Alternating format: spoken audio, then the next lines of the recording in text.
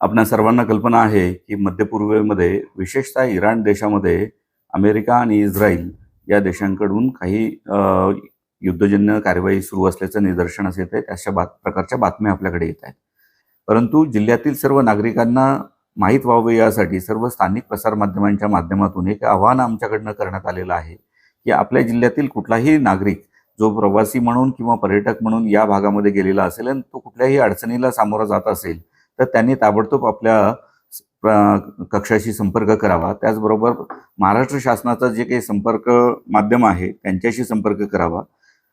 राज्य शासनाच्या वतीनं भारतीय दूतावासाच्या माध्यमातून या नागरिकांना मदत करण्याचा निश्चितपणे प्रयत्न करण्यात येईल.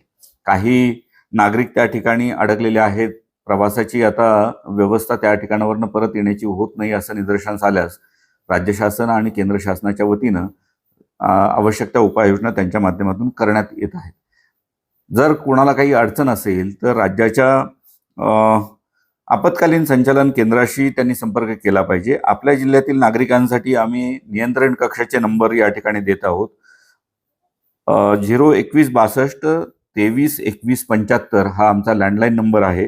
त्याचबरोबर सातारा पोलीस नियंत्रण कक्षाचा जो नंबर आहे तो आहे 02162 23 38 33 आणि मंत्रालय नियंत्रण कक्षाचा जो नंबर आहे तो आहे 9321590561. तर मी सर्व नागरिकांना विनंती करतो, आवाहन करतो की अशा प्रकारच्या आपल्या नातेसंबंधातील किंवा मित्रपरिवारातील कोणीही व्यक्ती इराणमध्ये किंवा इतर कोणत्याही ठिकाणी अडकला असल्यास आणि त्याला काही मदतीची आवश्यकता असल्यास कुठल्याही प्रकारे आपण घाबरून जाऊ नये. जिल्हा नियंत्रण कक्ष असेल किंवा राज्य मंत्रालयातला नियंत्रण कक्ष असेल यांच्याशी आपण संपर्क करावा.